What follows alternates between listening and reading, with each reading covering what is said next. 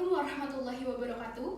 Baik, perkenalkan nama saya RH Krisanti Dian Kamila Ananda dari kelas 12 IPS 3 SMA Negeri Titiatras.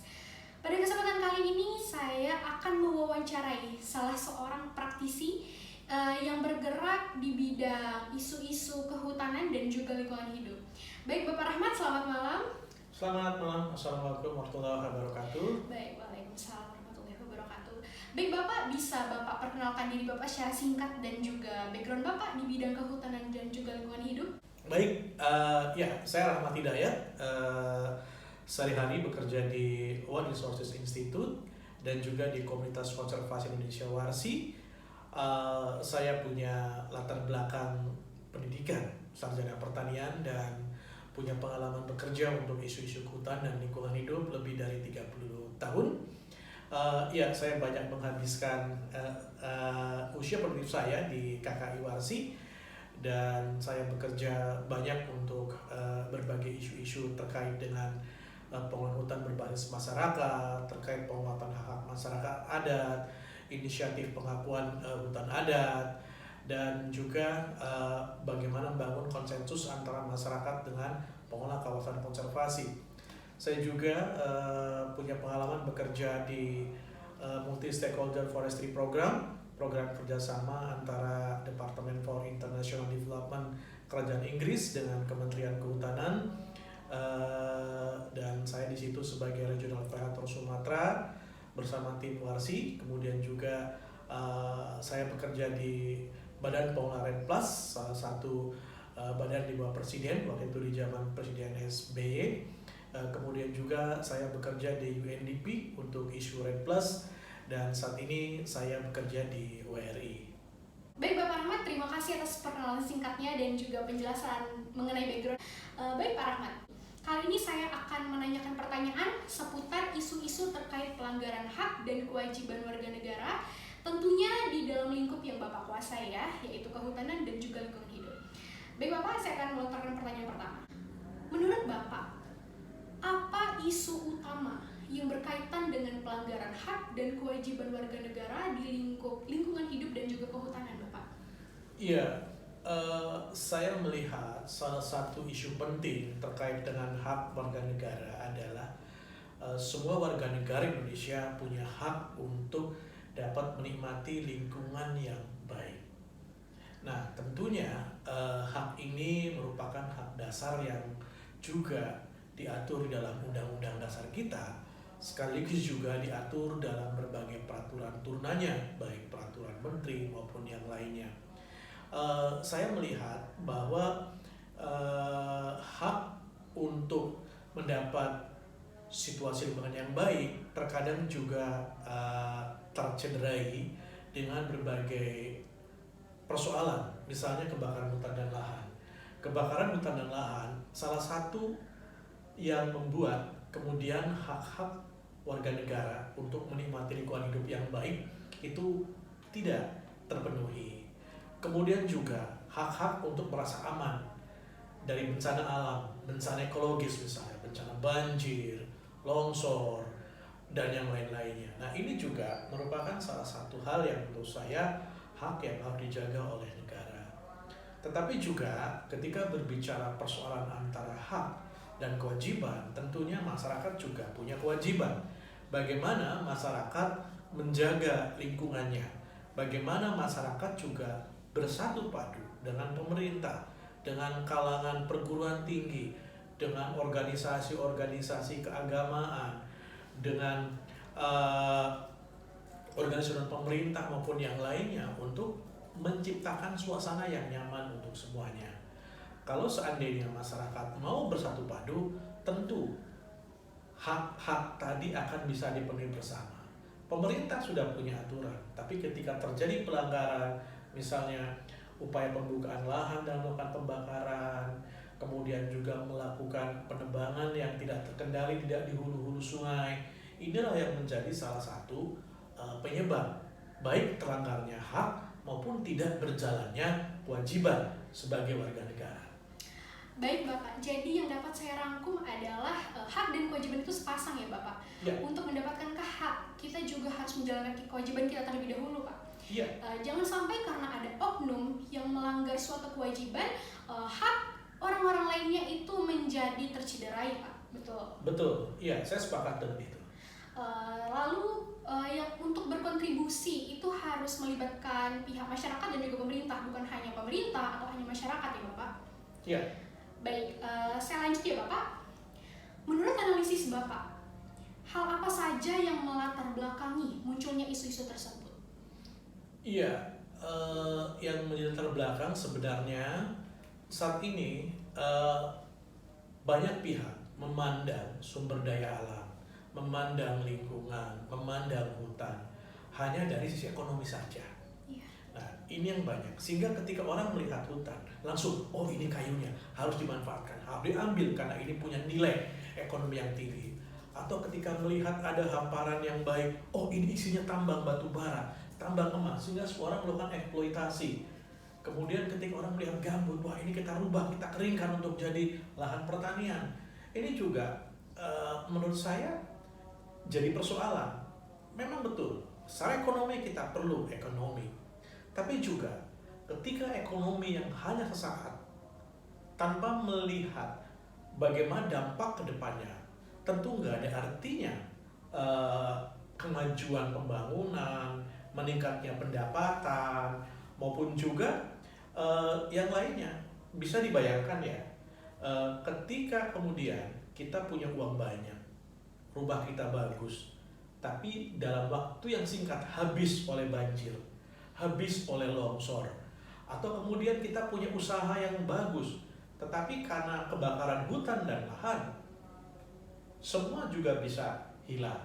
Atau jalan-jalan yang dibangun oleh pemerintah itu hancur karena banyaknya mobil-mobil pangkut batu bara yang melebihi tonasenya. Ini menurut saya persoalan-persoalan yang justru diperbaiki oleh semua pihak, bukan hanya pemerintah, oleh semua pihak. Nah, harusnya kita melihat sumber daya alam, melihat hutan, melihat lingkungan itu dari beberapa aspek. Karena di dalam teori kehutanan, hasil kayu itu hanya tidak sampai 20%. Justru yang besar adalah jasa lingkungan. Nah, bisa dibayangkan ya, kalau kemudian semua kawasan hutan dieksploitasi secara masif, ditebang kayunya, digali tanahnya, kemudian dikeringkan airnya, apa yang akan bisa didapatkan?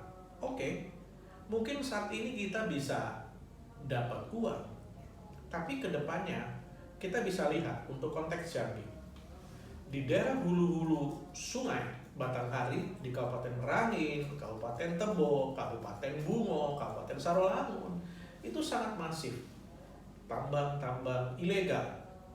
Nah, dari hulu-hulu sungai sudah membawa berbagai polutan. Ikan-ikan yang ada di sungai mati. Tentu ini mengurangi pendapatan masyarakat yang lain. Kemudian sumber-sumber air juga tercemar oleh logam-logam berat, oleh air raksa yang dijadikan sebagai pencari emas. Nah, kondisi ini membuat orang ketika mandi di sungai, dia akan gatal-gatal. Ketika kita memakan ikannya akan menyebabkan kanker. Orang di kampung harus beli air dalam kemasan karena sumurnya sudah tercemar. Nah, ini akan menjadi persoalan lingkungan.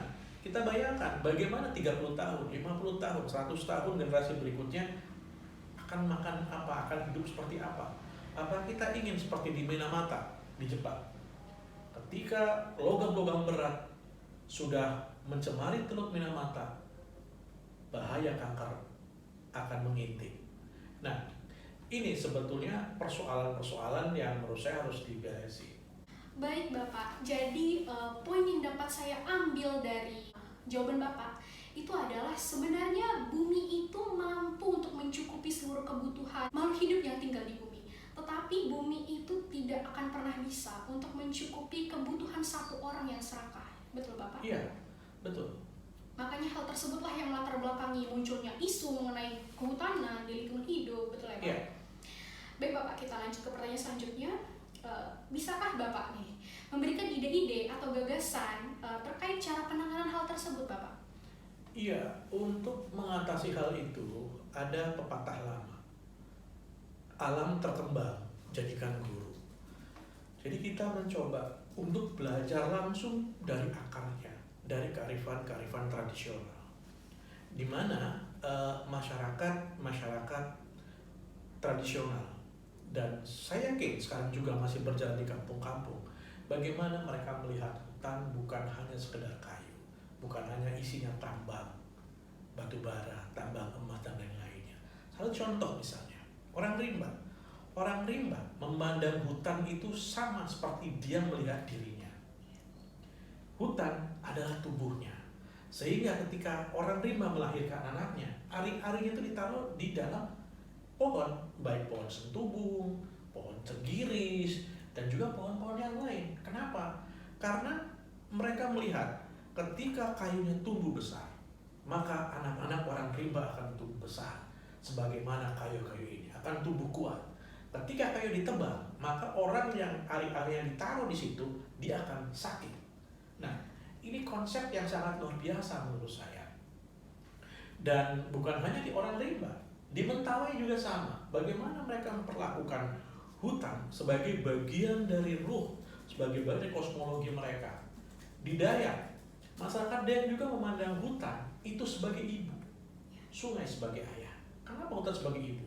Karena di hutan itu menyediakan semua apa yang dibutuhkan. Hutan itu seperti supermarket. Kita sakit, ada tanaman obat. Kita butuh bangun rumah, ada kayu, ada rotan, ada bambu, ada yang lain-lainnya. Kita butuh makanan, ada buah-buahan, ada sagu, kemudian juga ada umbi-umbian. Apalagi yang dibutuhkan? Kita butuh pakaian, ada jenis kain tarok yang dipukul-pukul jadi pakaian. Hutan menyediakan semuanya untuk manusia. Tapi sayangnya tadi sekali lagi, pikiran bahwa hutan harus dieksploitasi ini yang merusak semuanya. Hutan yang baik, hutan yang menyimpan keanekaragaman hayati apapun, itu kemudian habis. Kita bisa lihat contohnya, misalnya kawasan hutan yang sangat baik hari ini, tiba-tiba besok jadi perkebunan sawit yang monokultur. Dengan kebun sawit yang monokultur, itu menghancurkan semua biodiversity yang ada di sana.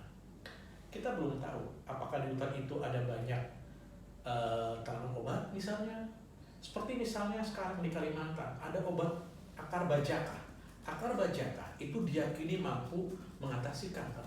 Ada banyak bunga-bungaan yang mampu juga untuk mengatasi berbagai jenis penyakit. Orang rimba punya akar kuning, itu untuk hepatitis. Ada juga akar kancil, mungkin itu untuk stamina. Ada pasak bumi, juga untuk stamina. Ada banyak. Ada madu, ada yang lain-lain. Artinya hutan ini supermarket kita. Pikirkan ke depan, kalau hutan tidak ada, bagaimana nanti anak-anak seperti Anda ke depan tidak akan tahu lagi ikan itu seperti apa, harimau itu seperti apa, burung seperti apa. Mungkin kita bayangkan seperti film-film Amerika ya, yang ketika orang kemana pergi harus pakai masker, harus bawa oksigen kemana-mana karena semua udara sudah terpolusi. Lalu apa kita bisa hidup dengan uang? Kita tidak bisa makan uang, kita minum air, kita makan makanan. Uang tidak bisa apa-apa. Nah, inilah makanya kenapa kemudian solusinya adalah balik ke arifan tradisional, libatkan partisipasi masyarakat. Ya seperti persoalan kebakaran hutan, mungkin ada dua. Ada masyarakat yang memang kalau tidak punya kemampuan untuk pengolahan sehingga membakar itu paling murah. Itu pemerintah daerah, pemerintah pusat harus memfasilitasi, mendukung dengan alat-alat yang mampu untuk pengolahan tanpa membakar. Kalau perusahaan membakar, tidak ada kata lain, hukum. Tegakkan hukum kepada mereka. Jadi, bagaimana kemudian kita kembali ke kearifan tradisional? Kearifan tradisional ini bisa mengilhami saat ini. Orang-orang sekarang banyak back to nature. Banyak orang yakin dengan meminum herbal, dia lebih sehat. Bahkan sekarang ada istilahnya forest healing, hutan untuk menyehatkan. Banyak orang sakit dibawa ke hutan, jalan-jalan, nikmati udara segar, itu bisa menyembuhkan penyakit. Nah, jadi hutan itu multifungsi, lingkungan itu banyak manfaatnya. Baik Bapak, jadi poin yang dapat saya ambil di sini kembali ke kearifan lokal itu menjadi sebuah pilihan ya Pak, atau back to nature ya Pak. Iya. Baik, lalu selanjutnya kita juga harus bisa menyeimbangkan antara pembangunan ekonomi dan juga lingkungan ya Pak. Jangan salah satunya mau menang sendiri, yang satunya ditinggalkan. Padahal kedua hal ini berkaitan sekali ya Pak ya. Iya. Baik Bapak, jadi dari tadi kita kan sudah membicarakan topik yang berat ya Pak, yang sangat berbobot. Tetapi Pak, saya masih memiliki satu pertanyaan lagi nih Pak. Seperti yang kita semua ketahui, remaja, pelajar seperti saya akan menjadi penerus bangsa ini. Nah, yang dimana ketika menjadi seorang remaja atau pelajar, kontribusi mereka terhadap isu terkait itu masih tergolong ringan ya Pak. Maka apakah sebenarnya kontribusi mereka itu memang dapat berpengaruh ke isu-isu tersebut atau hanya sekedar pengembangan karakter mereka saja? Nah, di sini Bapak juga boleh mengemukakan gagasan Bapak terkait bagaimana sih cara remaja, cara pelajar seperti kita semua untuk berkontribusi terhadap isu-isu yang melibatkan pelanggaran hak dan kewajiban warga negara di bidang lingkungan hidup dan juga kehutanan. Baik, ya, Anda sebagai pelajar dan anak-anak milenial saat ini menurut saya menjadi aktor terpenting untuk bagaimana penyelamatan hutan dan lingkungan ke depan. Kenapa? Mungkin 10 tahun, 20 tahun lagi generasi kami sudah tidak ada. Tinggal Anda yang akan meneruskan. Oleh karena itu, bagaimana kemudian penyadaran anak-anak muda akan pentingnya lingkungan, akan bermanfaatnya hutan, akan mahalnya ketika hutan ini rusak. Nah, oleh karena itu, apa yang bisa dilakukan? Ada banyak hal. Paling tidak lakukan di sekitar tempatmu. Contoh kecil, memilah sampah di rumah. Contoh berikutnya, ketika Anda makan di tempat makan, habiskan makanan Anda. Jangan sampai ada sisa. Kemudian mulai tidak menggunakan plastik, karena plastik ini sangat mengerikan saat ini. Mikroplastik ada di mana-mana. Bahkan ketika ikan dibelah, dianalisis, mikroplastik udah dalam ikan. Nah, inilah yang penting bisa dilakukan oleh anak-anak muda. Kemudian, ketika bicara kebakaran hutan dan lahan, anak-anak muda jago untuk ambil foto, tagging, dan lain-lainnya. Ketika Anda sedang berjalan-jalan melihat ada titik api kebakaran, Anda bisa datang, foto, tagging, kirim ke instansi yang terkait dengan itu. Informasikan, sehingga di awal ini Anda bisa langsung informasi bahwa ada titik api, sehingga langsung tim akan datang untuk segera memadamkan.